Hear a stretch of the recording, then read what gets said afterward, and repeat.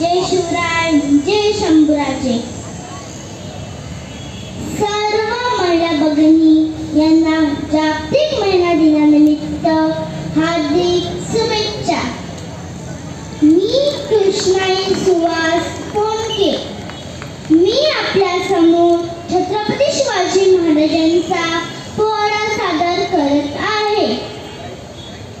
या महाराष्ट्राच्या मातीचा इतिहास कोणी आयडिया केलेला दिलाय. या महाराष्ट्राच्या मातीचा इतिहास कोणी आयडिया केलेला दिलाय.